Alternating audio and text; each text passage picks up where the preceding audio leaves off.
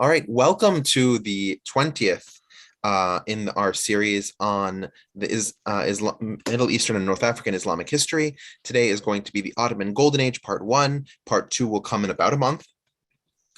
And for those of you who are unfamiliar, we have rules.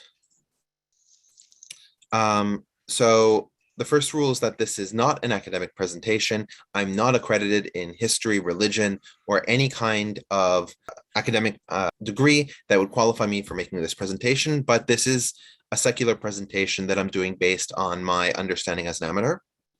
As with everything, let's be respectful when we do these presentations, but despite my request for respect, please do ask questions, make comments, give clarifications. I personally prefer to interact with people, and if you have something to add or a question to ask, please do so. This will be a 101 and a 201, by which I mean if you don't know anything, I'll catch you up. And if you know something already, I'll probably tell you something you didn't know.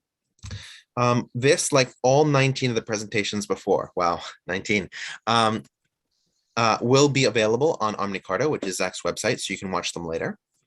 And without further ado, let's sort of get to everybody's favorite part, the quiz, to see what you remember from last time we met. So question number one, which of the following were steps that Sultan Mehmed II took in his siege of Constantinople?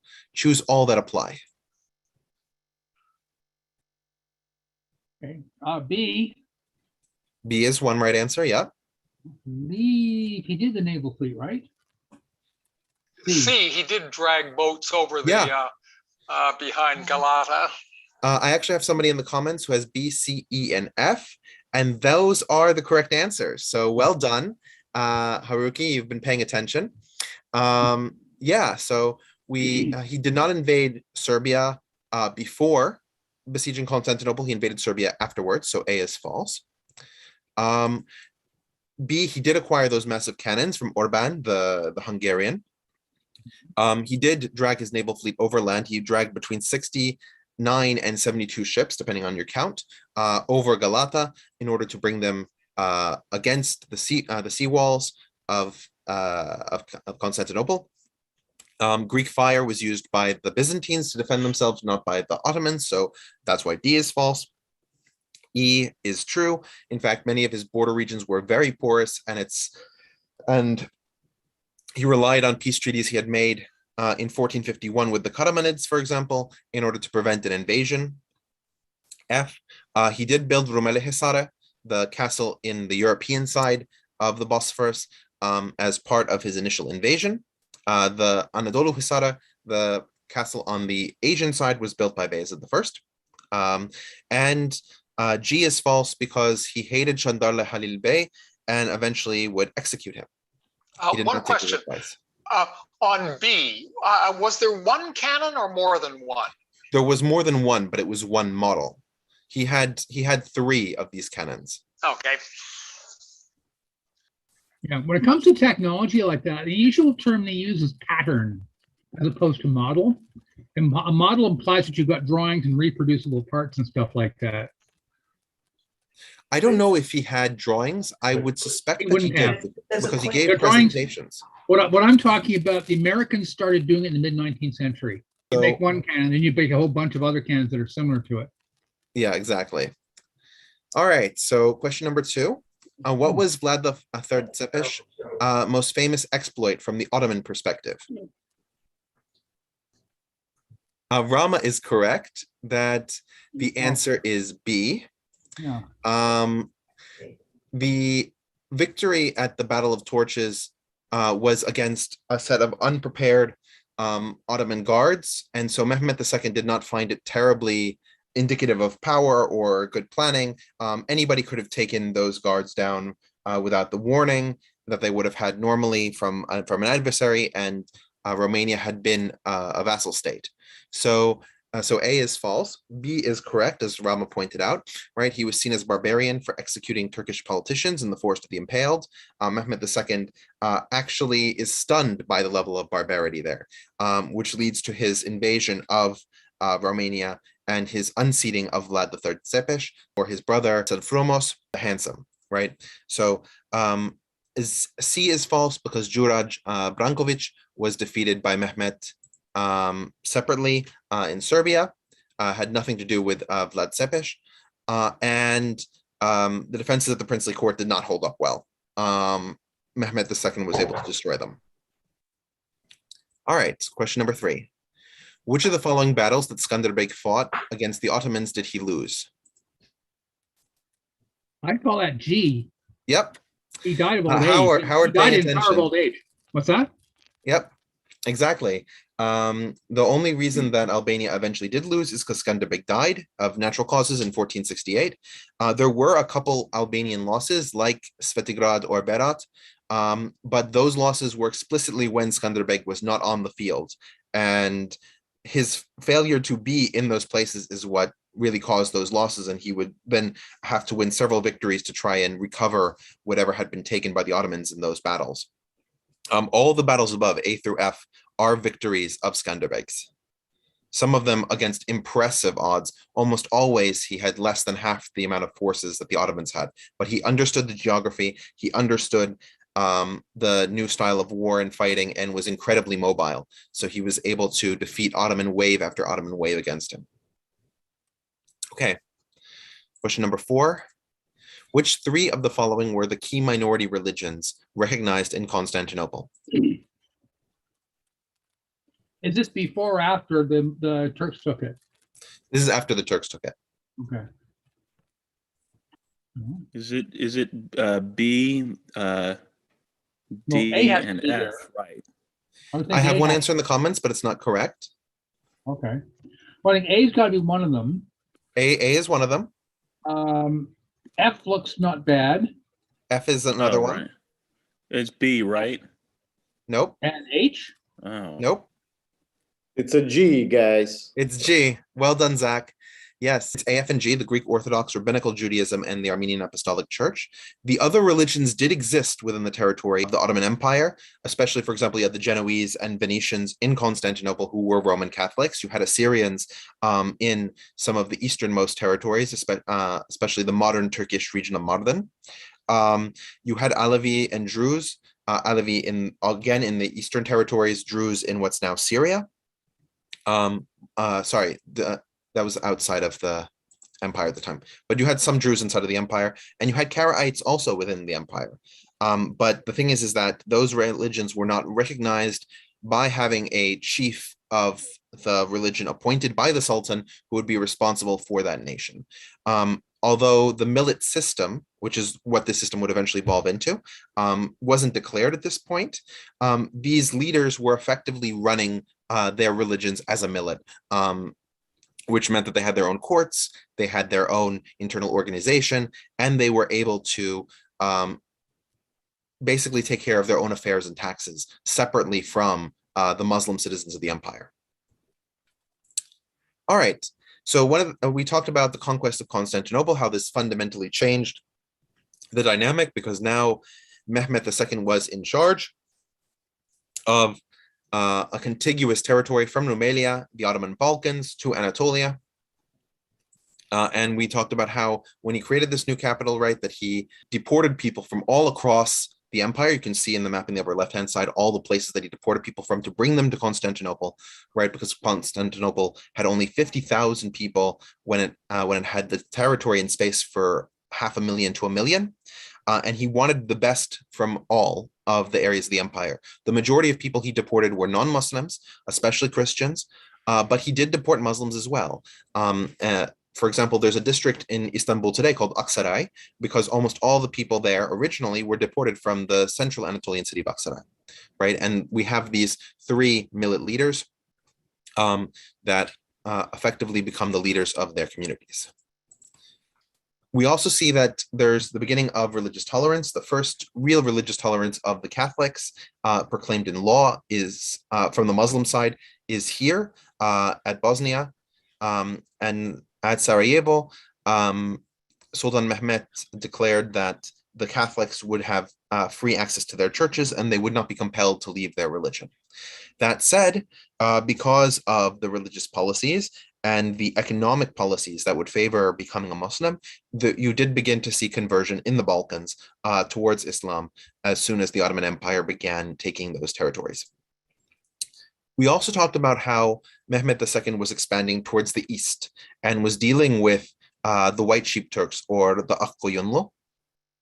And these White Sheep Turks and the Ottomans had a key battle at Otlukbeli, which was a victory. Now, one of the things that we didn't really mention was that Otlukbeli was one of the few battles that Bayezid II participated in before he became Sultan. And he was one of the key commanders in this battle, which gave him important military experience in terms of organizing the empire. It also meant that the White Sheep Turks would be destined to be defeated by the Safavids. That a lot of their military was fundamentally shaken by the Battle of Otlukbeli, primarily because Mehmed II was using at least primitive forms of arquebus and mobile artillery in this battle, as opposed to the Akkoyunlu, which were primarily using light cavalry, which had been the Turkish successful tactic throughout the Middle East for the last 500 years. We then finally left Mehmed II on his last invasion, his invasion of the Italian city of Otranto. That city was in the control of the Kingdom of Naples at the time. But Ottoman forces led by Gedik Ahmed Pasha were able to take the castle of Otranto and massacre the population there and create an Ottoman garrison. So this is what Bayezid II inherited when he came to power in 1481 upon his father's death. Right, so, but one of the difficult things is that when Bayezid II came to power in 1481, it wasn't so clear that he was going to be the Sultan. There was actually a race to the throne, not a metaphorical race, a physical get on your horse and go, because each of the sons of Mehmed II was governing a different city. So in order to become the next Sultan, you had to arrive in Istanbul and declare that you would be the next Sultan. Bayezid II was able to get to Constantinople first, but his younger brother, Shahzade Cem, in Turkish, the C is pronounced as a J, right? So Cem was also vying to become Sultan. And we begin to see that there's a difference in perspective between different elements of the Ottoman government. The Divan, or the parliament that we've seen before, is becoming more and more ritualized. And the Divan tend to prefer individuals that they can control, individuals that they can motivate to suit their own whims. And the Janissaries at this point and the rest of the military seem to want more effective and astute governing leaders. So the military sides with Sultan Bayezid, but Cem still has a lot of power of his own, and he's able to convince a number of the leaders in Anatolia to follow his lead. As a result, he even asks Sultan Bayezid if they can partition the empire, with Sultan Bayezid taking the European part and having Constantinople as his capital, and Cem taking the Anatolian part and having Bursa as his capital. Now, Bayezid II rejects this and goes to war with Cem, decisively defeating him and forcing him to flee to the Mamluks in Egypt. Now, this, of course, begins to create friction between the Ottomans and the Mamluks in Egypt.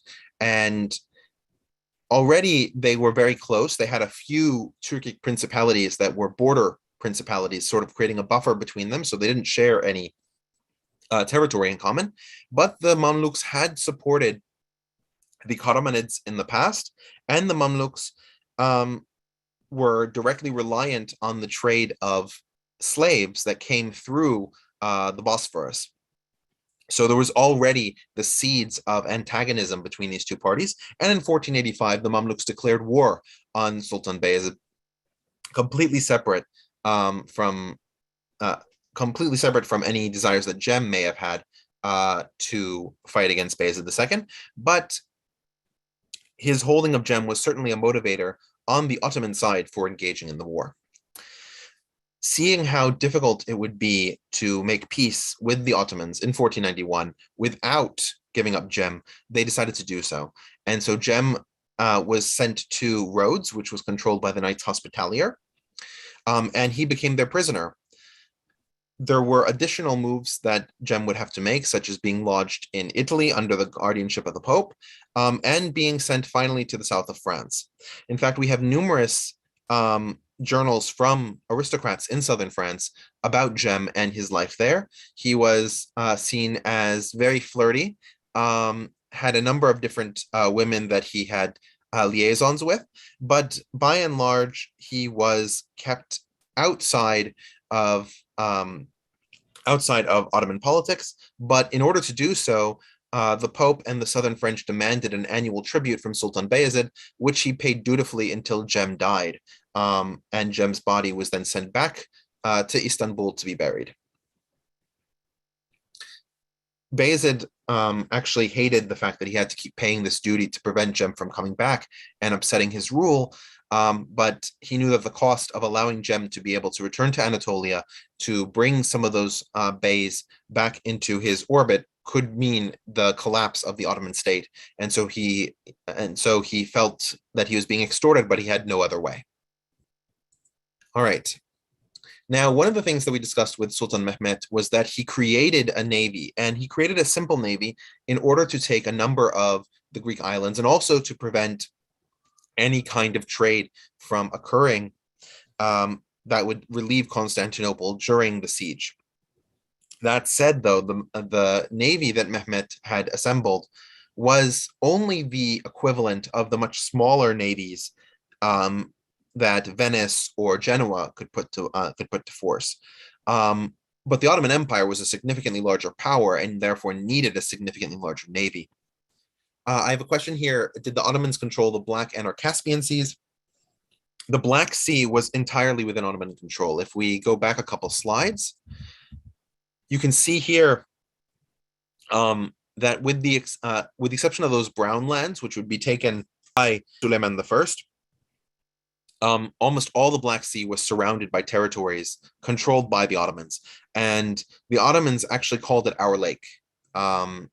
They controlled the Crimea through the vassalship of the Crimean Khanate, and they controlled the southern and western sides through their actual directly controlled territories. So the Black Sea was certainly a huge part of the Ottoman Empire's ability to control trade in the region and a place where they would need to station their navy. In terms of the Caspian, the Ottoman Empire only had borders on the Caspian Sea for intermittent periods.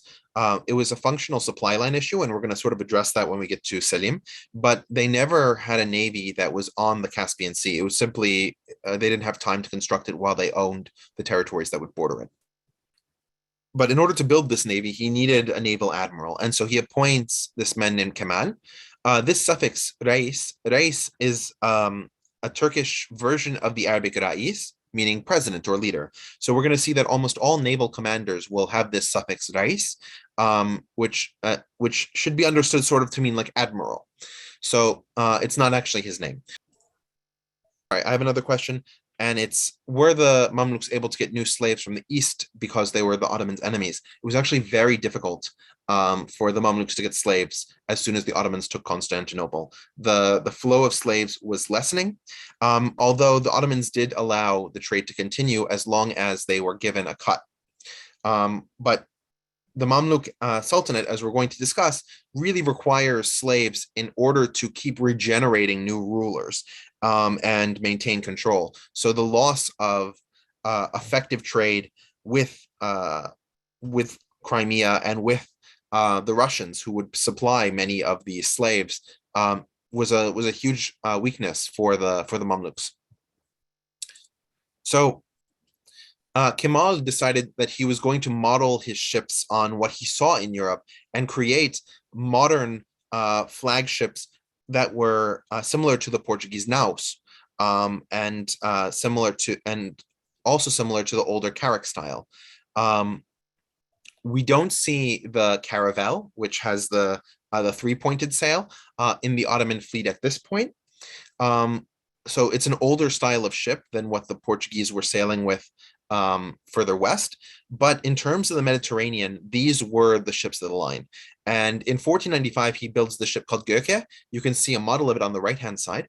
It was his flagship and was part of the large-scale fleet. Now, one of the things you can notice if you look at the sides of the ship is that it actually still has oars. The ship was piloted by both using the wind on the sails, but if the ship was going through an area that was more narrow, or it was going through an area where the wind was unreliable, they would pull down the sails and row the ship. And it required a massive amount of manpower in order to move these ships. They were not easily maneuverable. That said, they were incredibly effective. And so Bayezid II was responsible for engaging with the Venetians at the Battle of Zonchio, which is very close to Pylos in the Peloponnesus. And in that Battle of Zonchio, decisively defeated the Venetian fleet. It was a massive victory for the Ottomans. In many cases, they had taken Greek islands without much in the way of naval fighting, but now they had ships that were able to achieve that. Another interesting thing that we see from the Turkish Navy is that we begin to see a penchant for map making. If you look in the center, the area to the upside, if you want to call it that, of the brown line is land, and the area to the south of it is sea. And this is actually the southeastern coast of Spain, with the city of Granada surrounded by those multicolor hills. It's a map drawn by Kemal's nephew, Ahmad Muhyiddin Piridais, who's probably the more famous naval commander. He served under Suleiman the Magnificent. And Ahmed Piridais drew maps of almost all of the Mediterranean, giving clear cartography to Ottoman sailors in the Navy. And of course, this Navy would see use not only in military affairs, but also in civilian affairs. So it allowed Bayezid II to have meaningful relations with the now failing emirate in Granada, right? That's that last Spanish Islamic state. I don't know if Ahmed Piridais mapped Antarctica, referring to the question. If he did, that would be pretty incredible. I don't think he got outside of the Mediterranean. I'm confident he didn't, but I've seen some articles. There are some people that claim he did. There's a map that looks like Antarctica. It's possible. I don't know enough to opine. But it is actually a reputable person. That's interesting. That's something I didn't know. There were several other European navies that were active at the time. The biggest two, of course, were Venice and Genoa. Those navies were huge in the Mediterranean. Increasingly, as Spain reunifies, right, because we're in the 1490s, so Spain is now about to defeat Granada and take control of the entire Iberian Peninsula minus Portugal. The Spanish and Portuguese navies begin to have control over the western part of the Mediterranean, but really the Ottomans convert over the next century. The Ottomans convert the Mediterranean into effectively their sea through the construction of this navy. Of course, it will happen in waves. It's not immediate, but by the mid 1500s, during the reign of Suleiman the Magnificent, the Ottomans and the Corsairs, who were loyal to the Ottomans, were the dominant force in the Mediterranean. The Portuguese and Spanish navies are much more of a threat, especially the Portuguese navy, once you get outside of the Mediterranean. So we're talking about in terms of Spain. So Spain, right, we remember that in 1492, Granada fell. But before this point, Granada had sent emissaries to try and communicate with the Ottomans, to try and create some sort of Ottoman League defense of the territory. The Ottomans sent some soldiers, but it was very little and it was very late. So they really could not stop Queen Isabella and King Ferdinand from unifying the Iberian Peninsula. That said, the Ottoman Empire sent Kemal Reis with a number of ships to the eastern coast of Spain in order to pick up the Jews who were now being forcibly expelled under the Edict of 1492, right? That would begin the Spanish Inquisition. And yes, in 1492, you had the discovery of the Americas as well. But in terms of the Ottoman effect, the Ottomans weren't terribly interested in the Americas. And we're going to talk about that more when we talk about Suleiman the Magnificent, like why that happened. And because at this point, the discovery of the Americas was a who cares sort of moment in the Middle East. Like, you found an island all the way over there with strange natives. Like, what's the point? So in terms of his relationship with Spain, Kemal Reis sent his ships to Spain to pick up these Jews and bring them back to the Ottoman Empire. He saw that they were incredibly skilled and gifted within their societies, and Bayezid II thought it was hilarious that the Spaniards would get rid of such useful subjects through their ejection, right? And so Kemal loaded up the ships and brought them in. Bayezid II welcomed some of the Jews who arrived. He settled the majority of them in the city of Thessaloniki, which is in modern the Ottoman Salonika, which is in modern day Greece. But a significant portion of them also came to Istanbul and to other cities along the Aegean. These Jews were Spanish-speaking Jews, and they preserved their language, which is a Jewish form of Spanish called Ladino. It is still spoken by the small Jewish population in Turkey today. And Bayezid II is famed to have remarked, they consider Ferdinand of Aragon to be so wise, but how can they say he is wise when he gives of his best subjects to me? The exact quote nobody knows, but there are different versions of this quote that sort of hang around, and it's widely attributed to the Ottoman Empire. One of the interesting things for those who study sort of the comparative treatment of different religious groups in the Ottoman Empire is that even in the height of the Armenian genocide, Ottoman leaders were still very philo-Semitic and saw themselves as Jewish protectors, even as they targeted Christian minorities for violence, right? Because they saw the Jews as fundamentally loyal and not nationalistic, whereas the Christian minorities were seen as nationalistic. Obviously, we're going to discuss this a lot more when we get to the discussion of the Armenian genocide, but this should always sort of be held in your head that these minorities are not all seen as a monolith. Each of the minorities under its own governance was seen differently. And the leader of the Jews in Constantinople, and therefore throughout the entire Ottoman Empire, through the organization of the Jewish community, was Chacham Basha Moses Kapsale. And Moses Kapsale was the Chacham Basha, or chief rabbi, for nearly 4 decades, which meant that he had a very close relationship to Bayezid and was one of the chief reasons that Bayezid opened his arms to the Jewish community. We also know that throughout history, we have numerous cases where Jews would meet with Ottoman Muslim officials to protect their rights and secure their particular laws being applied to their community. So you have actually, this is a miniature of a Jewish delegation meeting with an Ottoman official, making this in particular is on a question of taxation, because Jews had to pay specific taxes to the Ottoman Empire, like any other minority group did. And the Ottoman official would listen to them and either answer or not answer their pleas at his disposition. Rich, have you heard of this guy, Hayreddin Barbarossa? I'm actually going to talk about Hayreddin. Okay. It's just that his period of activity is in the 1510s, so I'll cover him with Selim. Hey, Richard. Yeah.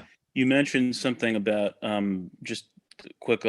You mentioned something about the Christians being seen as subversive, and I noticed that was a pattern in history where the Roman pagans saw the Christians as subversive, and even the Armenians, according to some people, may have adopted Christianity as a way of rejecting Zoroastrian or Persian imperial influence.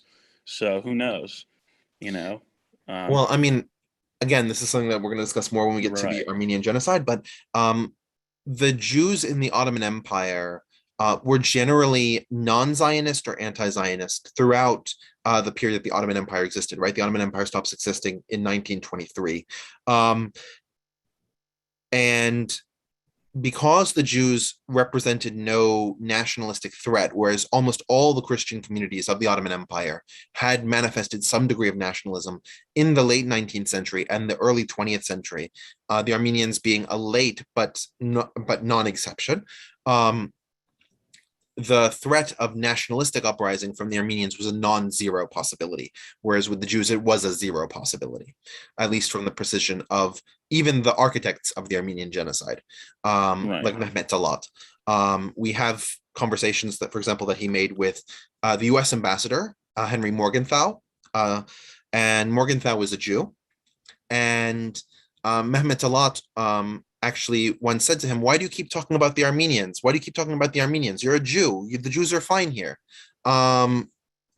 So you can see this sort of very different perception of the different minorities based on their legal and social position in the Ottoman constellation of minorities. Not to throw anything in the way of anti-Semitism or anti-Christianity, but I think there was a hierarchy in a later, before the Ataturk, right? I think, and correct me if I'm wrong, Rich, I think Jews were almost at the bottom of that hierarchy in Armenians. I wouldn't say that. I would say that Sunni Muslims had certain legal and social rights that Jews and other minorities did not have. But to the extent that in terms of the relationships between minorities, there were those that had recognized official millets, like the Jews, like the Greek Orthodox, like the Armenians, like the Roman Catholics at that time, right, in the later Ottoman Empire. There were other, the Assyrians finally got a millet in the mid-1800s. There are a number of these that had their representation. And then there are what we can call, right, the post-Islamic religions, right, the ones that we've seen before, like Yarsani, like Alevi, like Alawi. All of these religions did not have representation, and their practices were either staunchly opposed to the degree that the Ottoman Empire directly controlled those areas, or only given the freedom to exist in areas where the Ottoman Empire control was weaker because of indirect rule. And of course, we'll get to that when we get to more modernity, but I wouldn't say that Jews were at the bottom. In fact, Jews were among the minorities doing relatively well in the Ottoman Empire.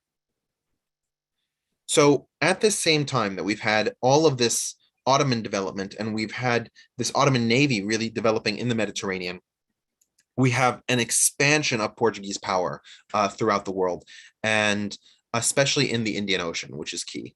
So in the late 1400s, the Portuguese round the Cape of Good Hope and arrive in India, right? That's the voyage of Bartholomew Diaz and Vasco da Gama after him. Bartholomew Diaz doesn't go all the way to India. Vasco da Gama does. Bartholomew Diaz was in 1498. I think Vasco da Gama was 1499 or 1500. Regardless, the Portuguese now show up in the Indian Ocean with powerful sailing ships. You can see from the design that they're actually very similar to the Ottoman ships. We don't see a lot of caravels moving in this area. We see these much larger ships. And the first thing is the Portuguese run up the coast of Western Africa. You can see on this map, you have Mombasa labeled, but Mombasa was one of 15 city-states that line the African coast. These city-states collectively are called Azania, and the Portuguese arrived there and bullied these rich African leaders through the power of their ships and modern artillery, especially those that were further south, like Kilwa, which was at the edge of Azania from the north and south, which meant that it could trade with India. It was just far enough away from India that trade with India was still possible, but close enough as well to the inner territories, what's modern day Zimbabwe, where gold was manufactured. So you can see in this picture that sort of creation of modern understanding of what Kilwa and Kilwa's Sultan would have looked like when the Portuguese arrived. Now, after their dealings with Azania, they began to directly attack India, which was a huge problem for the Mamluks. And this is why. We've talked about the Mamluks buying slaves from Russia and from Crimea in order to create that Mamluk slave army, right? They had to keep bringing in these slaves who would be part of that army, who had that nomadic experience that was key to running the cavalry divisions. But in order to do that, they had to have money. And so what they did is that they traded with India, specifically with Gujarat, and they sent their ships there. picked up spices. They brought the spices to the Mediterranean, where they had favorable trading relations with the Venetians and with the Genoese. And that money was what they used to fuel the repetitive purchasing of new slaves. So the Portuguese cutting in on this trade was absolutely disastrous to the Mamluks, because it would prevent them from having that source of revenue in order to acquire new slaves.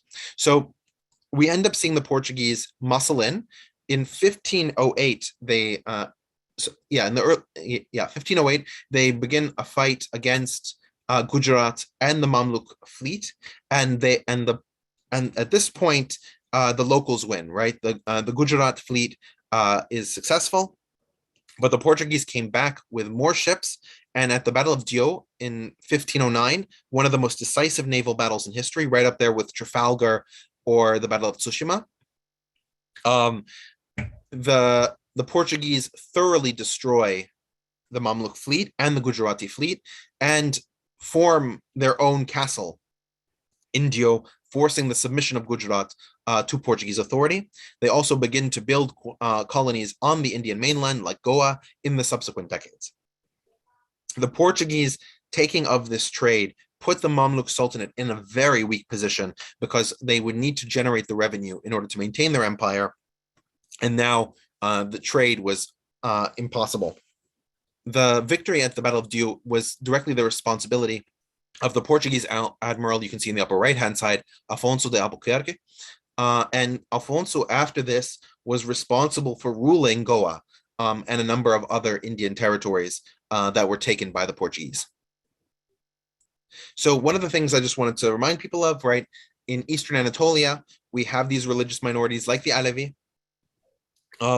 And these Alevi are not terribly loyal to the Ottoman Sultan, because the Ottoman Sultan, right, is privileging Sunni Islam. As we've been moving through the different decades and the different sultans, we've been moving from a more ecumenical sort of Muslim in name, but sort of more open in practice leadership, especially under Osman and Orhan, where religion was not that central to their rule. We've been moving towards people who believe that they are true pious Muslims, right? Mehmet II believed himself to be a Muslim. We know that, for example, when he took the Hagia Sophia, he converted it immediately into a mosque by covering up the mosaics and began to pray there. He consecrated it as a mosque. We know that Bayezid II was also very pious. So as we're seeing an increased elevation of Sunni Islam within the empire, we're naturally going to see more and more antagonism from those groups, especially in the eastern part of Anatolia, that are not entirely Sunni in their beliefs, that have these heterodox beliefs, like the Alevi. And so this will manifest in increasing conflict with the Safaviya. Now, we've mentioned the Safaviya before, but to sort of bring it back into perspective, right, you have Sheikh Safiuddin during the Timurid period living in Ardabil, Iran, which is the northwestern part of Iran. The movement becomes more and more heterodox within the Shiite world. This is a Shiite movement, and believes in the presence of the imamate and in the presence of their own divinely consecrated leaders. And so we have some of these leaders moving to destabilize the Ottoman Empire in order to convert it to Shiism. And the way that they do this is by working with nomadic Turks and either populating them further west into Anatolia, or soliciting Turks that are already there with their religious beliefs. And so you have these nomadic Turks, right, the ones who are more prone to being Alevi, more prone to being open to Sunnism, starting to found a place in the Ottoman Empire during the reign of Safaviya Sheikh Haidar. And you can see his tomb on the right-hand side. Now, it wasn't just the Ottomans that the Safaviya targeted. You have to understand that the Safaviya were religious fundamentalists who believed quite seriously that every Muslim in the world should be Shia, and therefore they organized jihads against both Christians and secular Muslims. If you look on the upper right-hand side, you can see Haidar fought against the Shirvan Shah, the Shirvan Shah was the ruler of what's today Azerbaijan. He was a pious Sunni Muslim, and he fought against Yaqub Beg. Yaqub Beg was the leader of the White Sheep Turks at that time. Again, the White Sheep Turks also Sunni Muslims, and it took Farukh Yasar and Yaqub Beg to defeat Sheikh Haidar at Tabarasan. It was a key military victory, and Sheikh Haidar was killed in the battle. But his son Ismail I was able to gather his forces and more effectively militarize these Turkic groups throughout Anatolia. I have a comment here that says both the Alevi and the Safavids are esoteric Islamic groups influenced by Sufism and other mystical or occult practices. That's absolutely correct. They're related to each other in some way, but they also have key differences in terms of their organization and the rest of it. But because of their similarities, they're more inclined to align with each other than with the Ottomans, who are increasingly Sunnifying. Now, in 1511, you have a number of these nomadic Turks who are living within the borders of the Ottoman Empire, who rise up in defense of the Safaviya. And east of the Ottoman Empire, this has already started. In the territory of the White Sheep Turks, you have these Alevi and Shiite, mostly Shiite though, local people called Qizilbash. And they call it Qizilbash because their heads were red, right? Qizil is the Turkish word for red, Bash is the Turkish word for head, so Qizilbash are redheads. And so these Qizilbash became almost like became a local fighting force, and they deeply destabilized the White Sheep Turks, leading to Ismail's expansion into the territory of the White Sheep Turks with astonishing speed. And this meant now that the Safaviya were the direct neighbors of the Ottoman Empire, and these Qizilbash became influential in further converting Turkic tribes, nomadic Turkic tribes within Anatolia, to the Safaviya belief system. One of these local leaders who had been converted was named Shakulu, and Shakulu in 1511 launches a rebellion against the Ottoman state. For a number of reasons, the princes under Bayezid II was not known for being a terribly active ruler. He was incredibly passive. He would appoint people to take care of things, and by and large they would. His primary focus when he ruled was to balance the budget, because Mehmed II had exhausted the treasury in terms of all of his wars of conquest. That's why, for example, he retreated from Otranto almost as soon as the Kingdom of Naples challenged it, and didn't really embark on many conquests himself, which meant that the repression of this uprising would fall to his prince, Ahmet. But Ahmet was not terribly interested in going to war with these groups. So their influence actually expanded. And there are even questions about whether Ahmet was in league with the Shakulu rebellion, with the thought that perhaps he could take over the Ottoman Empire at their behest. This meant that other princes of the empire acted more quickly. One of them in particular was Selim, who was the fourth son of Bayezid II, and was given the governorate of Trabzon. If we remember, Trebizond, right in that northeastern part of what's modern-day Turkey, is right on the border with what was formerly White Sheep Turk territory, now Safavid territory. And Selim, guided by his mother, Aisha Gulbahar, you can see her on the lower right-hand side, because he was very young, but Aisha inspired within him the strength to go forward. He invaded Safavid territory and helped to put down the Shakulu rebellion. The defeat of this rebellion effectively meant that the Shiites of the Ottoman Empire were now seen as enemies of the state and allies of the Qizilbash and the larger Safavid state in Iran. Any questions on this?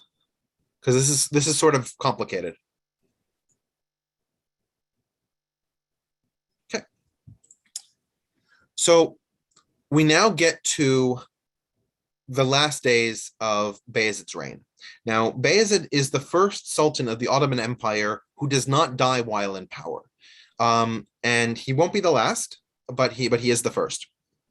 And what ends up happening is that after the Shah Kulu rebellion, Selim and many of the Janissaries believe that Bayezid II might not be the right person to lead the Ottoman Empire anymore. The failure to respond to such a massive internal disruption in a serious way meant that he was no longer in a fit position to rule. So Selim gathers his forces and actually fights his father at the Battle of Urashdere, which is in eastern Thrace. It's close to the city of Edirne now, Adrianople. And at the Battle of Urashdere, Bayezid II is actually able to defeat his son Selim, and Selim retreats back to Trabzon. But even though he wins, the military is still deeply unsatisfied with Bayezid II. And when Selim decides that he's going to overthrow his father once again, the military sides with him. Now, Selim is at a distinct disadvantage. We've mentioned before that the tradition in the Ottoman Empire that's sort of becoming more and more ritualized is that the sons will literally race to Istanbul in order to claim the throne of their father. And Ahmed was in a better position, just physically speaking, because his territory of governance was Amasya. And if you look at the map, Trabzon is further east of Amasya and directly went through Amasya in order to get to Istanbul, which meant that Ahmed would have a quicker way of getting to Istanbul and claiming power than Selim would. Knowing this, and knowing that he did not want Selim to succeed him, Bayezid II sent a message to Ahmed to come to Constantinople as quickly as possible and take the throne from him. Ahmed complied and came to the edge of the city of Istanbul. Now, if we remember, right, Istanbul is on the western side of the Bosphorus, so you have to cross the Bosphorus in order to get to Istanbul. The Janissaries blocked Shahzadeh Ahmed's path in order to prevent him from reaching the Sultan, and gave Selim enough time to ride to Istanbul, to Constantinople, in order to unseat his father, force him into retirement, and take the Sultanate. He then met with Ahmed and expelled him from the country. The Janissaries were absolutely key in making sure that Selim became the Sultan. And the reason that they chose Selim over Ahmed was that they saw Selim as a military leader, direct and responsible, and they saw Ahmed as a person who favors luxury above all else and could be bought to support any side in a conflict, making him very disloyal and unhelpful in the larger Ottoman growth and development. So in 1512, Selim has now taken power from Bayezid II. Bayezid II goes into retirement for 2 years and dies in 1514. So there are a few things I want to sort of point out about Selim's character. The first one is his Ottoman epithet is Yavuz. And this is often translated into English as grim, but it's not a good translation of the meaning. I don't think there's a word in English that really captures it. For those who are familiar with the Russian titles, Ivan Grozny in this sense has the same meaning as Yavuz does in Turkish. And it sort of comes down in three distinct sort of paths. The first one is that it means resolute, in the sense of he would not let others shake his will. He would persevere and defend. He was a fighter. He was a brawler, and that he would stand his ground against any and all opposition. So that's the first. Richard, Grozny Yes. could be probably the better translation to English would be terrifying, or Well, that's another meaning, right? Right. Is that he's very domineering and controlling, Right. and that he bends others to his will, right? This sort of right. terrible aspect. And the third one is he had a fiery temper.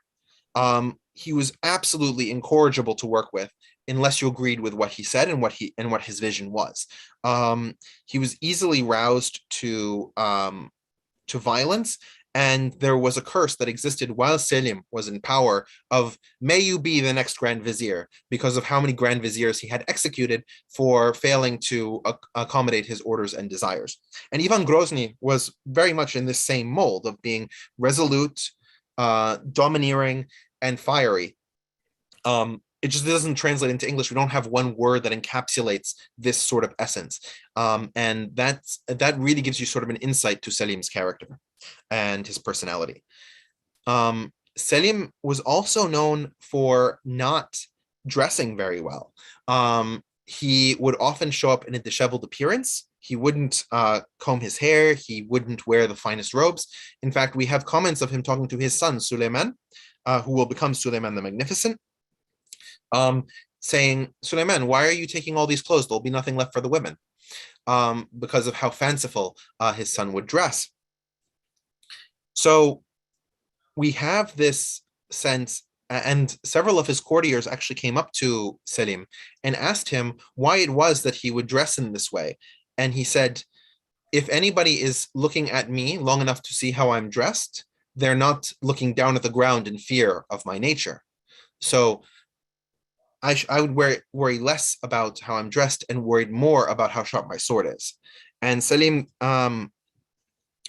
always carried a sword with him. He was very much a military man, and his sword is still kept in Topkapı Palace. You can see it on the lower left-hand side.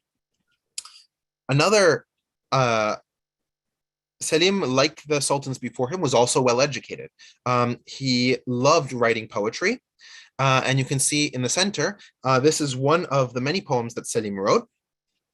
His themes tended to be closer to violence and nobility than, for example, he didn't write as many love poems as Mehmet II did.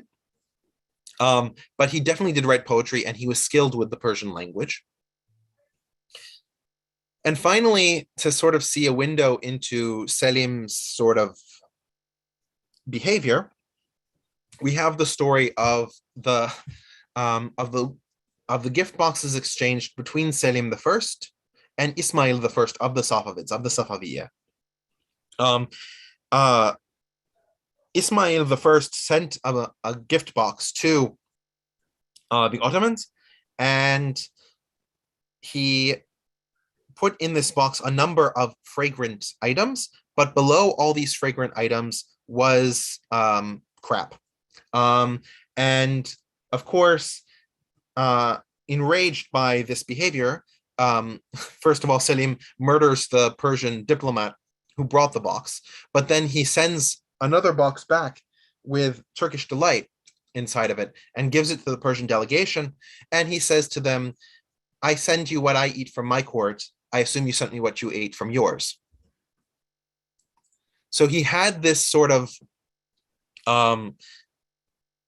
very sort of witty, but also very violent and very angry sentiment in terms of how he engaged with others. And that's really key to understanding what he was and who he was. I have a question about whether Persian was the language of the Ottomans. The Persian was always seen as the language of administration. In private communication, the Ottomans would speak Ottoman Turkish to each other, and they would speak Ottoman Turkish also to the Janissaries, but Persian was the language of administration, the language of culture, and when you would write, you would generally write in Persian, especially if it was literary. Yeah. So one funny thing, starting with Mehmet II, we have portraits of the Ottoman sultans done by Europeans, and almost always they have something slightly wrong with them. In Selim the Grim's case, we have no evidence that he ever wore an earring, but you can see in this very famous portrait that hangs at Topkapı Palace, he has that pearl earring. And as the comments note, Ismail I of the Safavids was also a Turkic speaker. He was Azerbaijanis will say that he is Azerbaijani. Whether or not he would have understood that ethnic concept is questionable. But he was definitely a Turkic speaker as his native language, but he also spoke Persian as his dominant court language. And so communication between these two rulers was often in Persian, perfectly understandable between both of them. Now, I wish I could find this map in English, but I can't. So this is an Arabic map, and I'll sort of take it apart here because it's really important to understand what's going on with this map in order to know what the war with the Safavids actually came to. So, of course, the territory in green is the Ottoman Empire. The territory in orange is the Safavid Empire. The area in light green is the Mamluk Sultanate. And between the Ottoman Empire and the Mamluk Sultanate, you can see in red the Dulkadirids, and the yellowish gray color, the Ramazanids. Both of these were Turkic tribes that were vassal states of the Mamluks. Now, in the area that is sort of cross-hatched, orange and white, those are the the East Anatolian states, which include Kurdish states, Armenian states, and other small kingdoms in that area. They had been part of the White Sheep Turks until very recently and were in hard to access territories. So while the Safavids claimed control over them and the Ottomans did not claim control over them at this period, they were not truly Safavid controlled territories. And the area inside the circle is Chaldiran, which you can see in the picture in the lower right-hand side, in terms of the battle that took place there. So when Selim came to power, he wanted to extend his ability to trade with India. And so it became increasingly clear to the Safavids that he would move against them, both because Ismail had infuriated him with the box of crap, and because Selim had been responsible for putting down the Kizilbash and the Shakulu rebellion. He already had a strong animosity towards the Safavid Empire. So that, combined with Selim's desire to take over the trade with India, meant that he was going to go overland through Persia, his goal eventually to have a border with India and therefore bypass the Portuguese naval ascendancy in the Indian Ocean. And so he began to march his forces along the red arrowed lines. You can see he went through the southern part of Anatolia, through the city of Konya, through the city of Karaman, through the city of Kayseri, Sivas, Erzincan, making his way through a number of these cities throughout Anatolia. As he moved through these cities, he required every Shiite individual between the ages of 7 and 70 to register on a list of persons, and as soon as he reached whatever village that was, he would have all of those people on the list executed. He was responsible for numerous Shiite massacres throughout the territory of the Ottoman Empire, under the belief that many of them could be or would be future Kizilbash, and he did not want the Safavids to be able to control territory within the Ottoman Empire. This idea that the internal revolts could be instigated by the Safavids was a sense that was particularly acute for Selim and for his key military leaders. They finally confronted the Persian forces of Shah Ismail in Chaldiran, which is at the very border today between Iran and Turkey. It's on the Iranian side, but it's very close to the border. And the Battle of Chaldiran went very similarly to what we talked about in the war against the Mamluks, in that Shah Ismail had a large contingent of light cavalry, effective at moving around the battlefield, but Selim had both light cavalry and the arquebus. You can see what an arquebusier looks like in the upper left-hand side. They used black powder and mobile cannons against the Safavids, resulting in a complete rout of Safavid forces. Because of the fanaticism of the Safavids, we even have cases of women taking up arms in the Battle of Chaldiran against the Ottoman forces, because these women were religiously motivated to take part in the battle. Shah Ismail fled the battle. He did not retreat to his capital Tabriz, which was very close to Chaldiran, because he couldn't defend it, but instead went to the city of Khoy, and then from Khoy he went further east into his empire. One other thing that's worth noting is that prior to this invasion, because the Safavids were aware that the Ottomans would invade, they made two diplomatic attempts to try and defeat the Ottomans before this war would come about. The first one was that they reached out to Venice and a number of other European powers to try and create a coalition that would come at the Ottomans from both sides.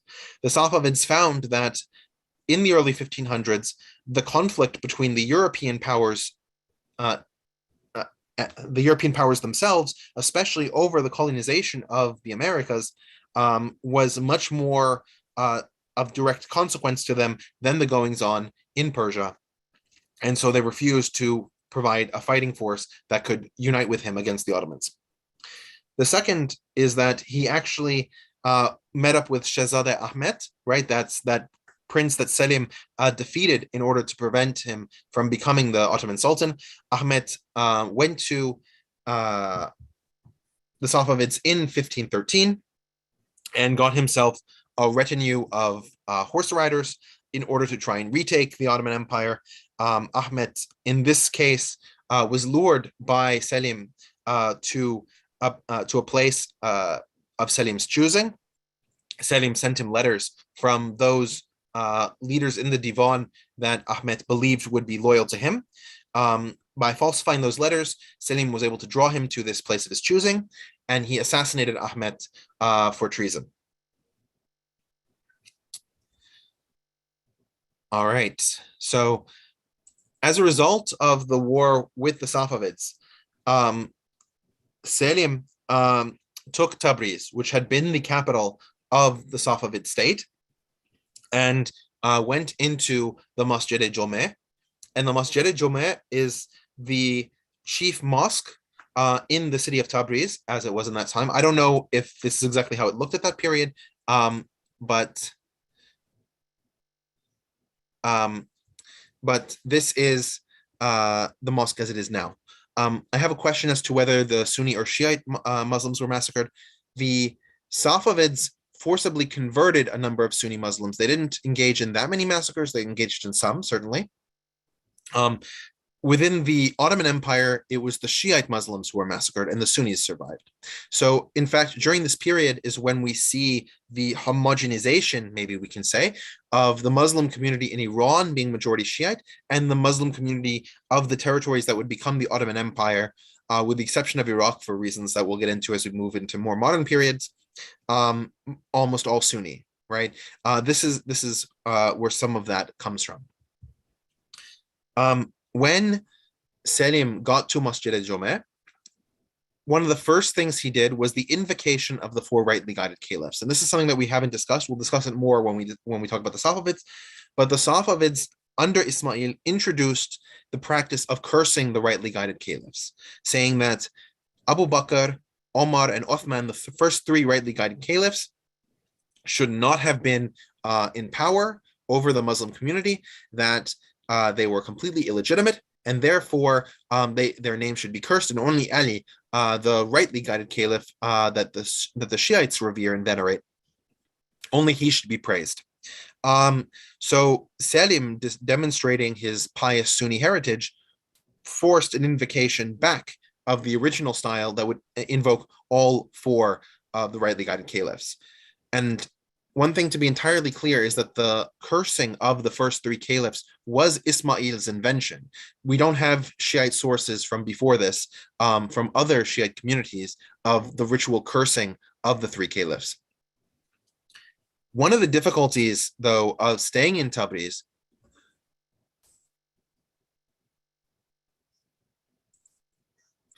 I have a comment that an effigy of Omar is still burnt annually in Iran today.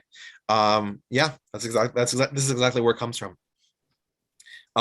One of the things that Shah Ismail did as he retreated was that he scorched the earth behind him, making it very difficult for the modern army of the Turks to of the Ottoman Turks to maintain their position in Tabriz. Now, this is because, right, the Ottomans now have a modern army. They have arquebusiers, primarily represented by the Janissaries, you can see on the right-hand side. with this scorched earth, they can't afford to feed them. They can't afford to march forward. So as much as Selim wanted to continue his conquest of Iran, possibly take Isfahan, the Janissaries told him quite directly that if he were to do such a thing, that they would rebel, and rebel hard. They wanted to go home. They wanted food. And there are different historical analyses as to why the Janissaries were so unwilling to try and go forward. The scorched earth is one. The Europeanness of the Janissaries was another one. A lot of the Janissaries were the Janissaries, as we know, are the sons of Devshirme, right? They're coming from the Balkans. These are almost all Europeans. They're not familiar with this kind of weather. They're not familiar with this kind of climate. And they're just not happy being in the Middle East. But whatever the reasons are, the Janissaries threatened to revolt, and Sultan Selim, not wanting to lose the support of the Janissaries, that's what's kept him in power and safe all this time. He decides to retreat back to the Ottoman Empire and give Tabriz back functionally to the Safavids. So once on his way back, he sent a portion of his force directly to Istanbul, and the remaining portion, he actually went through some of those intermediate territories. If we remember from this slide, right, we have those territories of the White Sheep Turks that the Safavids had laid claim to, but had not been able to really enforce that claim. Selim decides to enforce his claim over them. So the first place that he goes to is Hasan Kef. Hasan Kef was a fortress built by the Arabs almost 900 years ago at this point. But so by this time, it had become a dominantly Kurdish fortress. There were also Armenians and Assyrians in this area, but the Kurds were the ones who were militarily dominant. Sultan Selim went to Hasan Kef and got the submission of the Kurds, some through fighting, some through peaceful negotiations. He also took a number of Armenian majority or Armenian plurality cities in the territories of Greater Armenia, which was in White Sheep Turkic hands, but were areas that Selim knew relatively well from putting down Kizilbash that had been there. And then he turned to the Dulkadirids. Now, Dulkadir, Dulkadir, or in Arabic, the Al-Qadir, Dulkadir was ruled by a leader named Bozkurt Bey, and Bozkurt was, as I said, a vassal state of the Mamluks. And so when Selim ordered him to join him in his attack on the Safavids, he politely declined. The Mamluks and the Safavids had a functional alliance, even if they weren't direct allies. Bozkurt blamed it on his old age, and he wouldn't allow Ottoman forces to traverse the territory. At the same time, he allowed raiders from his own territory to attack the Ottoman cargo train. So Selim decided to get his revenge and engaged with Bozkurt at the Battle of Tournandagh. And Tournandagh, you can see, or Tourna Mountain, you can see the mountains behind this local Turkish tourist. It's a very hilly, mountainous terrain with lots of greenery. At that battle, because of the mountains, he was able to surprise Bozkurt's Dulkadirid force and completely defeat the Dulkadirids, bringing them into the borders of the Ottoman state. We also have a number of different Arab, Assyrian, Armenian, and Kurdish groups in what's called the Jazeera, which is the area of northern Iraq between the Tigris and Euphrates rivers. It's a small part of Mesopotamia. This part of Mesopotamia was also taken by Selim on his way back to Istanbul to consolidate his victory after dealing with the Safavids. The defeat of the Safavids at Chaldiran was so spectacular that the Safavids did not challenge the Ottoman power in the region for nearly 2 decades, I think. Yeah, until the 1520s. Now, Selim didn't just take territories in this area. He also conquered the city of Yerevan. He conquered a number of cities in the Caucasus as well. So Now we move from his war against the Safavids to his war against the Mamluks. And we can see that if we look at the map here, that his forces first go down the Levant, and you can see the navy also follows them. They finally unify the Levant, and then later they move into Egypt. So we're going to follow the same sort of track. But we need to set up who the Mamluks were in the 1500s. We've already discussed that they had that disastrous war with the Portuguese, that they were unable to continue their trade. And so the ruler of the Mamluks at that time, which was Ashraf Kanso al-Ghori, and Kanso al-Ghori was a slave. We don't know exactly from where, but we believe that he was Circassian, as most of the Mamluk leaders at this time were Circassian slaves. So he was purchased relatively early in his life, and was trained at the Ghori school in Cairo, which is where he gets this suffix al-Ghori from. It's not his family name. It's from the military academy he served in. And he got power specifically because his predecessor, Tuman Bey, was incredibly violent as a ruler. He executed numerous people, was incredibly repressive. And so within less than a year of his rule, his subjects turned on him, executed him, and buried him, and appointed Ashraf Kanso al-Ghori as his successor. But now, with the loss at the Battle of Dio in 1509, Ashraf Kanso al-Ghori had a difficulty in terms of raising revenue. And so he extremely heavily taxed almost all of the empire, resulting in tax riots from as far north as Aleppo, as far south as Cairo. You had massive opposition to his rule from the local peasantry that were required to pay the taxes, and he had to deploy Mamluk soldiers in order to continually repress these tax riots. At the same time, he maintained and cultivated the good relations he had previously had with the Venetians. You can see a map of the Venetian, you can see a picture of the Venetian embassy in Damascus. In the upper left-hand side, this is a painting by Bellini. And because of the historic relationship trading spices, the Venetians were very much in favor of keeping the Mamluks in power in this region. They didn't want to spoil a good thing. All right. So when it comes to the relationship between the Mamluks and the Ottomans, the real casus belli really started when Selim defeated the Zulqadarids and incorporated their Turkic state into his Ottoman Empire. Because as remember, the Zulqadarids were a vassal state of the Mamluks, and so Kansu al-Ghori demanded that the Ottomans let the Zulqadarids free and be back in the previous status quo arrangement, or they would declare war. Selim offered a peace agreement between the Mamluks and the Ottoman Empire. Dulqadir would become an independent state again, but the Mamluks would have to renounce their alliance or quasi-alliance with the Safavids. And Selim sent this offer to Kansu al-Ghori. Kansu al-Ghori, however, did not respond well to this offer.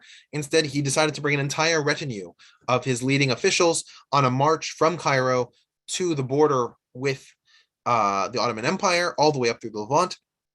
He brought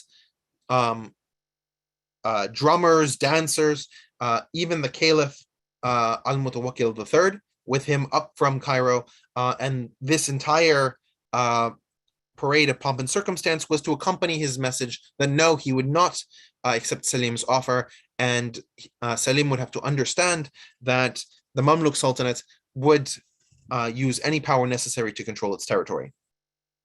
So Selim responded in kind, and in 1516 engaged in the Battle of Marj Labik. Marj Labik, similar to the Battle of Chaldiran, was a smashing Ottoman success. The key benefit, of course, that the Ottomans had were those arquebuses and mobile artillery.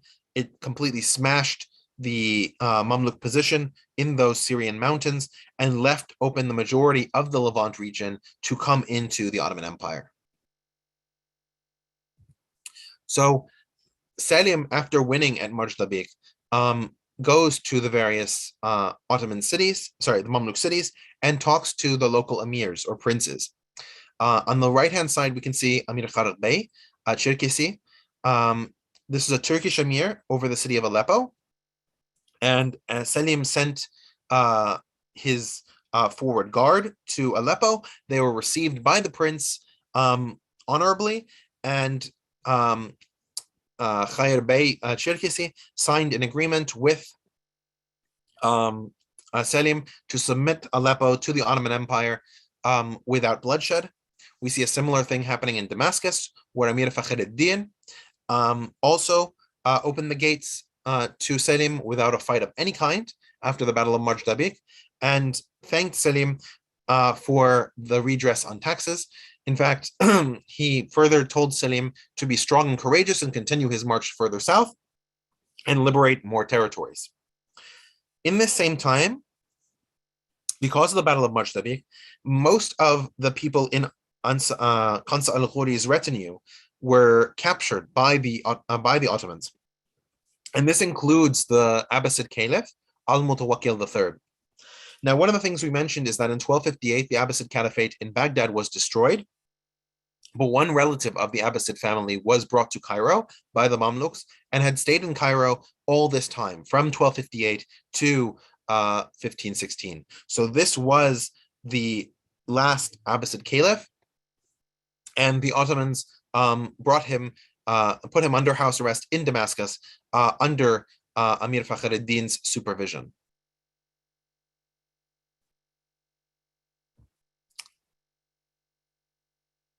One of the things that almost all of these emirs were very happy about when the Ottomans came to town was that the taxes would be significantly decreased from what they were under the Mamluks. The peasants would be much more favorably treated, and it seemed that Selim didn't have a direct issue, at least at this point, with the various minority groups that existed in the Levant. He didn't have issues with the Christians, he didn't have issues with the Druze, and he didn't have issues with the Jews. So by contrast, the Mamluks, especially in their later years, had become more and more repressive towards non-Sunni Muslims.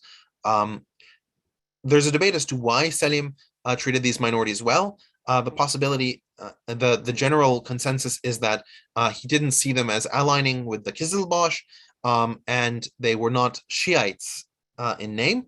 So he had a very different response to them. So after taking Jerusalem, Selim sent another offer to the Mamluks. Kansu al-Ghuri had been killed in the Battle of Majdabik, and so it was the final sultan of the Mamluks who took power at this point in Egypt, and this is Tuman Bey II. Selim sent a letter to Tuman Bey demarcating a border between the Levant and Egypt as a future border between the Mamluks and the Ottomans. From Selim's perspective, the possibility of a Mamluk-Safavid alliance was now effectively thwarted, right? Because now the Mamluks and Safavids share no border. And he was willing to let the Mamluk Sultanate survive. Tuman Bey II, we don't know to what extent he was willing to accept this offer. We know for sure that the reason he did not accept the offer is because there were numerous emirs in Egypt who refused to accept it, and they pressured him, but we don't know whether without that pressure he would have accepted or not. Regardless, because of these emirs, Egypt remained in a state of war with the Sultan of the Ottoman Empire. Now, Tuman Bey II wanted to erect a defense at As-Sahiliya. At As-Salhiyya. Yeah, there we go. As-Salhiyya, if you look at the map, is actually very close to the edge of the desert of the Sinai, which would mean that after that it would be a very effective place to repel an Ottoman invasion over the Sinai, because the Ottoman horses that would cross it would be fatigued, so would the soldiers be, and they would need the water of the Nile to refresh. As-Salahiyya would prevent access to the Nile and therefore catch the Ottomans in a very difficult and precarious position. It would also keep fighting away from Cairo. And from a strategic point of view, this was the correct tactic. The emirs of the Mamluk Sultanate again overrode the will of Tuman Bey II and decided not to fortify As-Salahiyya, but instead to meet with the Ottomans at Raydaniya. Now, Raydaniya, as you can see from this map, is basically on top of Cairo. It's just to its east. And around Raydaniya were the Muqattam highlands. You can see from a picture, this picture has south on the upside. So the Muqattam highlands are to the south of Raydaniya. But Raydaniya was a very sophisticated fortress and had massive cannons built into its sides, which would mean that any direct attack on the fortress would be defeatable. And therefore, the Mamluks the Mamluk emirs who proposed this believed that the Ottomans could be stopped at this position. Now, the thing is, though, that Selim also had scouts, and he could tell what this position was and that these cannons were immovable. So he decided to move to the Muqattam highlands, which is to the south, as I said, of Raydaniya, to avoid these cannons and attack from this highland perspective. You can see in the upper right-hand side, Selim monitoring the battle over Raydaniya from the Muqattam. Afterwards, he had his soldiers advance into Cairo and monitored that battle. And the battle in Cairo was an incredibly grueling fight through the streets of Cairo. It looks very much like modern urban warfare, especially since this is one of the first battles in the Middle East, with, or at least this part of the Middle East, with gunpowder. So you're moving through a massive city, shooting different groups. It was an incredible amount of chaos and difficulty, but eventually the generals returned to Selim, telling him that Egypt was now under his control, that Cairo was now his. And so he marched into the city and proclaimed the end of the Mamluk Sultanate. Tuman Bey II escaped the city and began a guerrilla campaign in the Giza Plateau. He was eventually found by Ottoman forces and hung. And you can see a picture of the hanging of Tuman Bey II. When he was hung in 1517, that was the end, the final end of the Mamluk Sultanate, and all of the territories of the Mamluks slowly began to fall into Ottoman hands. This was particularly acute in the Hijaz. The Hijaz being that region of Saudi Arabia that borders the Red Sea, and in Yemen. In 1516, entirely separate from Selim's invasion of Egypt, Mamluks invaded Yemen to take advantage of a Yemen internecine conflict between the Zaydi Shiite Imamate and the Tahirid dynasty. Now, these two groups were fighting in the highlands of what's now North Yemen, around the city of Sana'a. And the Mamluks took advantage of this fighting in order to conquer the territory. When Cairo fell, and they could see that Ottoman troops were approaching from the north, Alexander the Circassian, or Iskandar Cherkesi, of the Mamluks who were stationed in Yemen, decided to throw in his lot with the Ottomans. And there were a few reasons for this. The first is that the Ottoman forces would have crushed anything in Yemen. But secondly, and more importantly, the point of the Ottoman expansion into the Hijaz and into Yemen was to counter the Portuguese, which had been the huge enemy of the Mamluks anyway.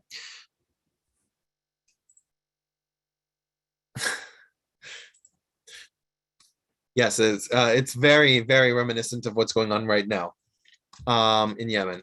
But so the Ottomans, when they arrived in Mecca and Medina, they met with the Sharif of Mecca, who was Abu Numay II. And Abu Numay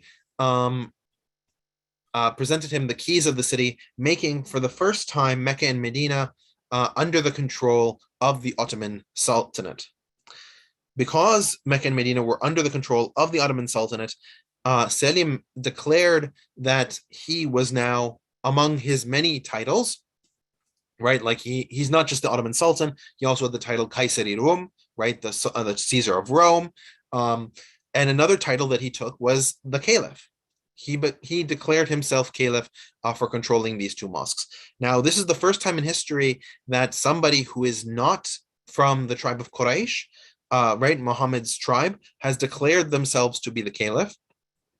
But there's simply nobody with enough power to oppose this claim. And in fact, the title of Caliph is a title that the sultans of the Ottoman Empire will carry until the abolition of the Sultanate in 1924. So, but as much as this religious authority was something that Selim wanted, his real goal in taking the Hijaz was the city of Jeddah, which is a coastal city, and it was where the Mamluk fleet was stored to fight the Portuguese. He modernized the fleet and he put it under the control of a number of his generals and admirals from the Mediterranean in order to begin attacks on the numerous Portuguese forts up and down the Yemeni coast. And if you look at the picture on the lower left-hand side, you can see these a number of these fortresses along the Yemeni coast that the Portuguese had established. The ones in yellow are Portuguese. The ones in purple are Arab-controlled.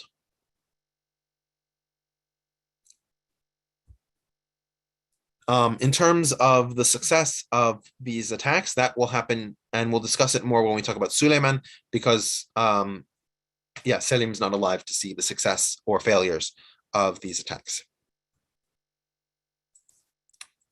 So, as I said, Selim I returns to Istanbul and in the Hagia Sophia declares that he is the new caliph. He also begins to reorganize the divisions and sanjaks that would exist in the Levant and Egypt. Right, he's redistributing the former Mamluk, now Ottoman territories that are there. As a general matter, he would respect the princes that surrendered to him, but at the same time, he wanted to have a more uniform distribution and also to more effectively reward a number of the janissaries in his corps. He also had a new Grand Vizier. As I said, he killed many of them, but Piri Muhammad Pasha al-Jamali was his longest serving and most beloved Grand Vizier, although the bar is not set that high. He was responsible for inculcating the sense of the caliphate as well as reorganizing these territories in the Levant and in Egypt.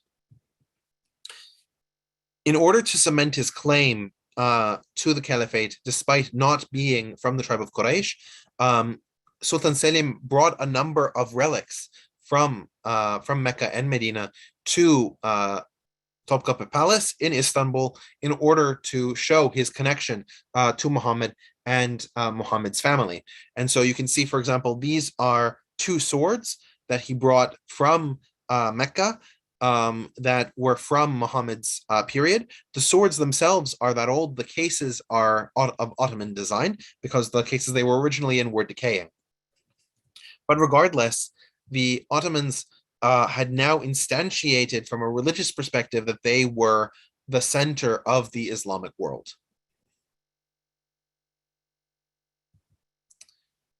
Now, some parties in the Levant were not terribly excited by the prospect of being under foreign rule, and especially when their territories were cut into by this new redistricting initiative. Now, we don't have any pictures of Nasruddin ibn al-Hannash, but he would have looked very similar to Sultan al-Atrash, who you can see in the lower left-hand side. And Nasruddin ibn al-Hannash was a Druze leader based in the city of Sidon in southern Lebanon today, but he controlled castles and fortifications in what's now southern Lebanon, northern Israel, and southwestern Syria. He rallied with him 4 other Druze princes to support his rebellion and try and reclaim a degree of autonomy. he was supported externally by the Venetians, who believed that they would have a better trading relationship with an independent or autonomous Druze state than they would with the Ottoman Empire, given their historical animosity with the Ottomans and the naval battles like the Battle of Zonkio that we talked about. So Selim imprisoned a number of Druze princes and marched his army down to put down this revolt.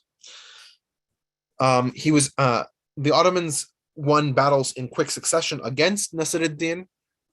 The first palace that fell was the fortress of Safed, which is in the modern Israeli city of Tzfat, or Safed, in northern Israel. He also attacked fortresses in Damascus and made sure that Nasruddin ibn al-Hanash was defeated and executed. One of the things that is a consistent theme among the Druze in the Ottoman Empire starting from this point, right, because this was really the first time that the Druze and Ottomans had direct contact, is that the Druze are living in a mountainous territory that is difficult for the Ottomans to administer.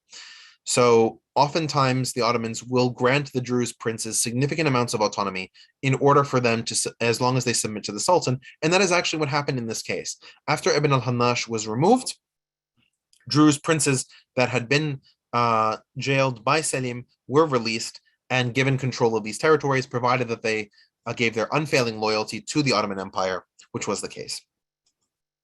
And the Druze would control these areas periodically into the 20th century, which is why, for example, when the French carved up Syria, they created what they called Jabal ad-Duruz, or Druze Mountain, in southwestern Syria. So, to answer Zach's question from before, so far we've talked about the land campaigns of the Ottoman Empire, but it would be remiss to not talk about the sea campaigns. And one of the things to take into account is that not all of Anatolia have been brought under Ottoman control. The peninsula on which Halikarnassus, now the city of Bodrum, sits was under the control of the Knights Hospitalier, who had built Peter's Castle. And that castle, you can see the remnants of it. It was taken by Suleiman without firing a shot a few decades later. But that castle was made with the ruins of the mausoleum of Halikarnassus and effectively held off Ottoman incursions into the peninsula during both Bayezid II and Selim the Grim's reign. Although Selim the Grim, before he died, was trying to put together a force to take the peninsula. In order to make the money to sustain this position, the Knights Hospitalier began raiding commercial ships of the Ottoman Empire that were in that general area, which led to Selim commissioning a group of the Navy in order to deal with this. And the two, there were originally three brothers, but one of them died very early into this. So the two brothers that survived were Admiral Oruç and Admiral Hizr. Hizr is also known as Hayr ad-Din or Barbarossa. We're going to talk about that. Now, these two brothers were responsible for fighting against the pirates operating out of Rhodes and out of Peter's Castle in Halikarnassus in order to secure Ottoman shipping. Once they were able to defeat that fleet, they began to expand further westward. And they ended up forming a base at the island of Jerba. You can see it on this map here in the circle just east of Tunisia. So Oruç Reis was the dominant leader, and his brother Hayr ad-Din was the subordinate leader, right? Oruç engaged in a number of activities once he got to this area in the Western Mediterranean. He raided Italian, to the extent that we can use that term anachronistically, French and Spanish shipping, and brought those goods back to Jerba. Now, one of the other things that he did was that this was a beginning period of persecution for the Muslims of Spain. Now, we talked about the expulsion of Jews, but the Muslims were generally not touched by the expulsion orders designed for Jews in 1492. In 1497, Portugal expelled both its Jews and its Muslims, and Spain followed suit in 1536 with a formal expulsion. But there was a slow wave of increasing anti-Muslim sentiment. These Muslims in Spain were called Mudechar, and these Mudechar were taken by Oruç Reis and brought to either Jeddah or to Algiers, which you can see in Algeria. Algiers was taken by Oruç as a secondary base of operations, and these Mudechar were incredibly loyal to him. They called him Baba Oruç, meaning Father Oruç, but Baba Oruç was misheard by the Italians as Barbarosa, right, Redbeard, which is how he got that name. So Oruç Reis from Algiers was able to conduct these raids against the Spanish. At the same time, the Spanish were expanding their influence into northern Africa. They had unified the Iberian Peninsula and began landing forces at Melilla and at Oran in modern Algeria. Melilla is still Spanish, but it's bordering modern day Morocco. It's interesting, we actually have conversations from the Treaty of Tordesillas when that was being negotiated between Spain and Portugal, right? They divided the world between them in terms of which country could colonize where. The territories in North Africa were on the Portuguese side of the line. So there was actually a specific carve out for Melilla and for Oran to allow the Spanish to take these territories in North Africa and not run afoul of the Treaty of Tordesillas. So by rescuing all these Mudechar, now Oruç Reis was able to establish his own fighting force, his own piracy force, and be a serious threat to the Spanish and the Italians. French and Italians. He converted over 30 ships to his own and populated them with sailors loyal to him. He was also able to take the city of Oran from the Spanish and unseat the Zaynid power in the majority of their territories along the coastline, especially in Algiers, which became his capital city. He then won a stunning victory that allowed him to take control of Tlemcen.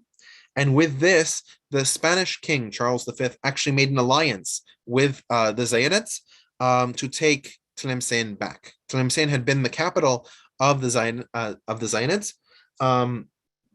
And so this combined force of Spanish soldiers with nomadic Amazigh Berbers attacked Tlemcen. And after putting the city under siege in 1518, Oruç tried to defend the city as best he could with these Mudechar soldiers.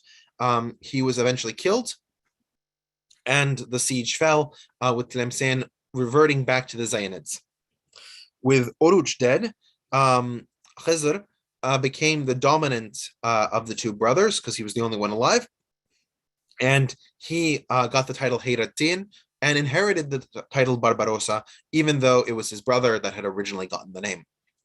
Hayrettin continued to control significant portions of the Western Mediterranean for another few decades. However, he knew that by himself, he wouldn't be able to oppose the Spanish-Zaynid alliance. And so he reached out to Selim to annex his territories into the Ottoman Empire, and that's exactly what happened. Khizr Hayrettin was considered an Ottoman governor of the new Ottoman province of Algeria. And but from a functional perspective, Khizr Hayrettin was able to organize his own rule and developments, but he had the protection of the Ottomans and he had their financial backing. All right. So now we finally get to the death of Selim I and the accession of Suleiman. So we don't know exactly what Selim was intending, but we believe he was probably going to go to a war with Hungary in early 1520. And on his way there, just west of the city of Istanbul, in the modern city of Çorlu, you can see on the map in the lower left-hand side, physicians found that just below Sultan Selim's shoulder, a massive boil or cyst had begun. We don't know whether this was part of the general plague that was sweeping the region or whether it was a distinct disease that Selim I was suffering. Despite the best work of his physicians, Selim died relatively quickly from this boil and the associated medical procedures designed to ameliorate it. But his death was kept a secret until the body could be brought back to Istanbul, and Suleiman, who was the only male son, was the only male child of Selim. Selim had a number of daughters, but only Suleiman was his only son, so that Suleiman could inherit the throne. The body was buried by his son Suleiman in a mosque dedicated in his honor, which is Selimiye Mosque, which is still in Istanbul, Turkey, and you can visit the grave of Sultan Selim there. Suleiman was a very different person from his father, in the sense that he was raised in Istanbul in the high court. He was very much more of a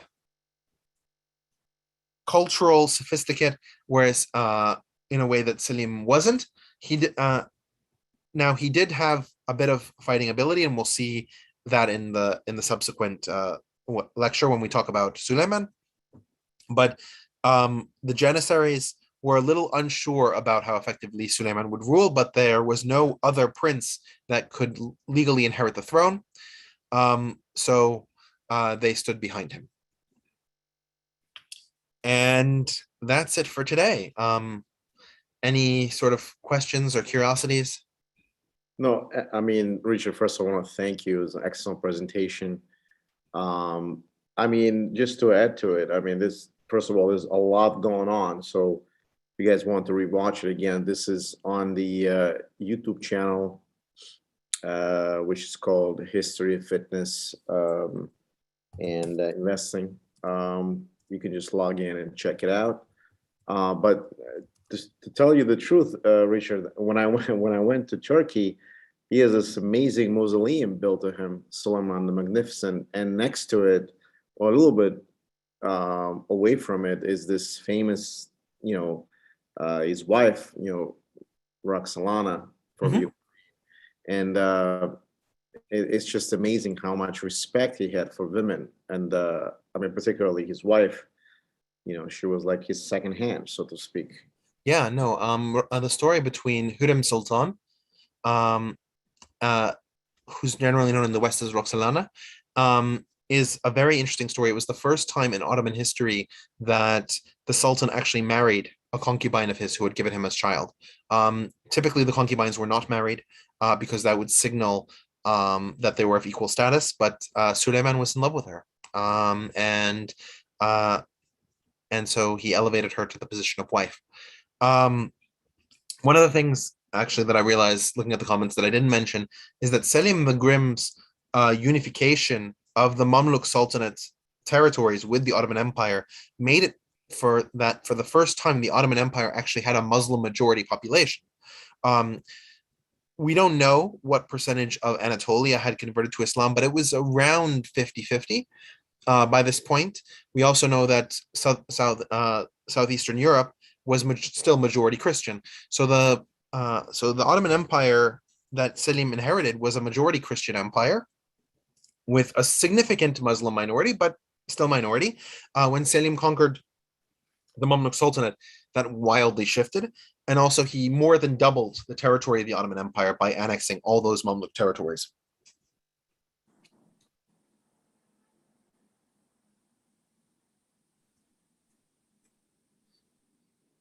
So I guess next time I see you, it will be for the Safavids on the 8th of January. Yeah. Rich, I have one question. Sorry. Yeah. How many Moriscos and Moranos, which is the Muslim converts, and Moranos, the Jews, lived in Spain before the Inquisition, and then subsequently 1500s, throwing out. None of them lived before the Inquisition. The Inquisition was the reason why those groups came into existence, because before you could openly be a Muslim or a Jew. Now, there was discrimination and pogroms. Like, for example, there was a pogrom in Seville in 1391, but it wasn't illegal to be a Jew or a Muslim until 1492 and 1536 in Spain, respectively, and 1497 for both in Portugal. You start seeing these developments after these religions become illegal, and there were large numbers of them. The majority of people did not leave. The majority of people stayed. So because they had their lives, right? And so you even have entire communities where entire communities just converted to Christianity to avoid the possibility of expulsion. So the percentage of Jews and Muslims that left was actually probably smaller than those that stayed. But those that stayed are now indistinguishable from the rest of the Catholic Spanish population. There are some unique outliers, like the Jueta, which is a group of Jews on the island of Majorca who mass converted to Christianity in the 1430s. So when the Inquisition happened in 1492, they were already Catholic. So they weren't targeted, but at the same time, they were known as a community by their specific last names. And so they've been sort of cast out by the rest of the Majorcan population for being Jueta, even though they are pious Catholics at this point, most of them. Wow. So interesting. So many countries that even Uzbekistan, they have a village or even a town that's converted, the Jews that converted to Muslim religion in 1500s in mass. They call them Millah, and which basically in Salt. Right, exactly.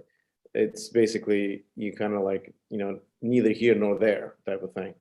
And Yeah. it was also cast out by both Jews and Muslims, and kind of only married each other, and there was no intermarriages with other religions. And it's just it's crazy. Yeah, no, in the Ottoman Empire, and we'll see this when we get to the 17th century, there was a movement among the Jews of the empire called the Sabbatean movement, where they believed that a man called Shabbatai Tzvi was their Messiah. Those who, when Shabbatai Tzvi was captured by the Ottomans and given a choice of capital punishment or conversion to Islam, he chose conversion to Islam. And so some of his closest followers converted to Islam as well, believing that this was a message from Shabbatai Tzvi, that the future of the Jewish world would be to infiltrate Islam and then therefore end Islam and bring about the rise of the Messiah, or some other similar convoluted type of thinking. But when they converted to Islam, the Muslims didn't trust that conversion, and so they were called Dunmeh. And the Dunmeh community had unique Jewish traditions in their Islam for about 100, 150 years, but over time they basically become traditional Muslims. Despite that, they are very much part of Turkish conspiracy thinking to this day, in much the same way that Jews are part of conspiracy thinking in a lot of places. And no matter how many mosques the Dunmeh go to, how many times they show that they live perfectly Sunni lives, they can't escape this, similar to your Melech. Yeah. And then at some point, obviously we should discuss this. We'll do Jews around the world, right? So type of thing, all the Jews from even the small conclaves, I mean, not now, maybe sometime like in summer, maybe past summer, Bukharian Jews, Karaites. You mentioned Karaites today, and people, also want to know what they are, Kipchaks and all. I mean, Kipchaks, shit. Yeah. You know what I mean? So, the name is escaping me at the moment. Khazar. Yeah, Khazars, and we should definitely do. We'll do Kaifeng Jews, Yemeni Jews. I mean, everybody is just so unique. Jewish diversity. Ethiopian Jews, exactly. I mean, there's a big interest, obviously. Yeah. The thing is that a lot of Jewish education and teaching, especially in the United States and in the Anglophone world, in Israel as well, unfortunately, is Ashkenormative. Right, that Ashkenazim are the majority of Jews, and that their experience as Ashkenazi Jews is somehow normative for the Jewish experience. And to a certain extent, they are the majority, and so there's some truth to that. But the thing is that there are lots of Jews who don't have that Ashkenazi experience and actually have a very different experience of the past and of their Jewish religion and of their interaction with non-Jews and of pogroms, or the way they dress, the way they talk, how their communities were founded. There are a lot of different stories that fall outside of that Ashkenormativity. Yeah. All right. I'll end it with that. I appreciate, Richard, you made this amazing presentation. Thank you everybody for joining. And tomorrow we're doing the Muslim Jesus. So do join us. If not, then this is going to be probably our last presentation tomorrow for the new year. Everybody have a happy new year. We have an in-person event on Saturday, and on Friday we're doing preview to in-person event, going to the Whitney Museum of Art in New York, and then we'll go to the restaurant called Sveta, which is the cosmopolitan, kind of like Russian restaurant, modern Russian restaurant. So with that, I want to wish everybody a nice evening. Have a nice new year, all your holidays, whatever you celebrate, new Christmas, old Christmas, whatever it is. And I hope you guys enjoy this. Visit our YouTube channel, check it out, see what, things you like, you may not like, give advice. And we're also looking for presenters. Richard was one of the presenters and now he's a regular and one of the co-founders of the group. And so let me know what you guys want. Ancient world, modern world, medieval world. If we didn't present something, it's all open book. You guys want to talk about certain king, queen. You want to talk about the women in Egyptian, as Egyptian pharaohs like Nefertiti and Cleopatra. Let me know. I mean, things like that. Anything is open. We're a history group, but we take, and there's going to be a great discussion, as you can see. So drop me a line, send me my email is zakar40@hotmail.com. I can post that on our meetup. If not, I want to wish everybody a nice evening, and I'll see you next year if you're not joining tomorrow. Thank you. Oh, by the way, tomorrow, please join a little earlier. We have over 100 people, and my Zoom can only handle 100 people because not that I'm cheap, but it's very expensive at this point. I don't have enough subscribers to afford it yet. But we will stream it on YouTube as well. So don't feel slated. All right. And thank everybody so much for all the kind words. And again, I look forward to doing this again in the new year. The first 3 are already set, and based on our comments today, I sort of am putting together an idea of how I'm going to move through the next 500 years. Right, a lot of fun stuff to cover, a lot of really interesting stories, just like what we talked about tonight. Thank you, and don't be afraid to ask questions. We are not here to judge anybody. We're all amateurs. There's some invitees I have, the professionals, the teachers, and people that write books. I'll have that in the future. But obviously, Richard is a little bit above everybody. No, but I do agree. Like I really like the fact that so many people were asking me questions today. So many people were interested in this topic. That makes my job a lot more fun, right? Because I know what I know, but I don't know what you want to know. So it's a lot of fun. Thanks, Richard, again. Thank you again. Thanks a lot, Richard. Great presentation. Thanks Right. all. Have a nice evening, guys. Thank you. All right, see you.